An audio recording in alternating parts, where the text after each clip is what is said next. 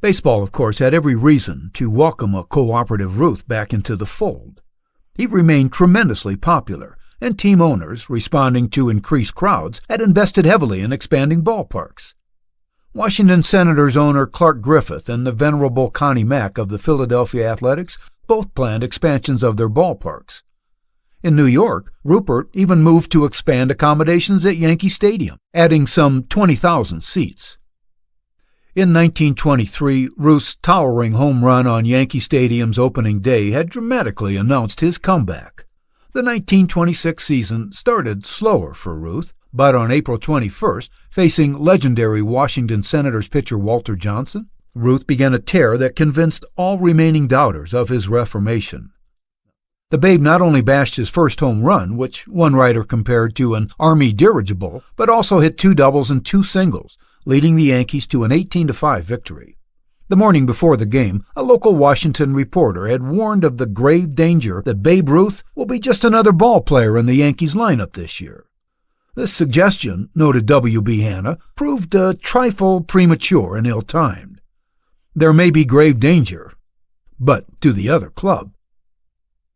By May, Ruth's comeback appeared undeniable. Again, public fascination centered on quantifying the towering home runs posted by the Babe, and writers celebrated each as a momentous event.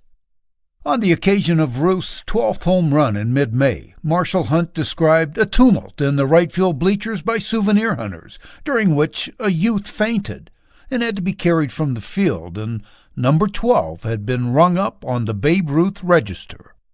4 days later, when Ruth launched his 13th and 14th home runs during the same game, Hunt declared, "Let the drums be pounded and flourishes ring from the bells of trumpets in honor of the Bambino, who was captain of the resolution industry last winter and who threatens to surpass his home run total of 59. Around the league, the Yankees and Ruth again drove up attendance. During a June tour of western cities, gate receipts rose 25 to 100% over average, principally because George Herman Ruth is one of baseball's greatest magnates. On June 20th, a record-smashing 43,000 crammed Chicago's Comiskey Park, a facility with a capacity of 30,000, meaning they packed them in the aisles and on the field. The next season, White Sox ownership wisely added 2 decked stands to the park, raising capacity to over 50,000.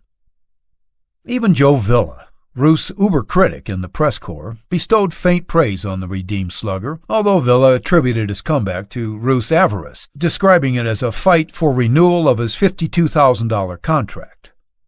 Days later, eternally affirmative Rice countered Villa's contention. Ruth, he claimed, amounted to a child playing baseball solely for the love of the game. If he had $1 million to spend, contended Rice, Ruth could never buy half as much fun for himself off the baseball field. Ironically, Ruth's 1925 fall had made the Yankees a stronger team.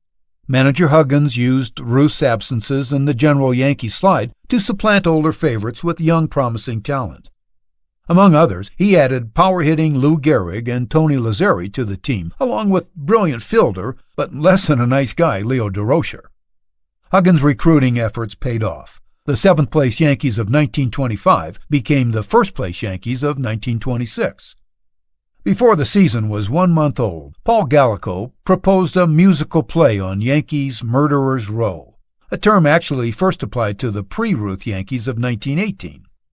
Sing a song of murderous sluggers. Sing a song of faltering pitchers. Sing of the whizzing ball as it streaked o'er the far green outfield. But above all, sing a song of Babe Ruth, a lilting song from a full heart. Ruth is great. Ain't he the cats? Ruth's Christy Walsh Syndicate column celebrated the redeemed Babe as humble team player, while also reviewing the comeback narrative at all opportunities.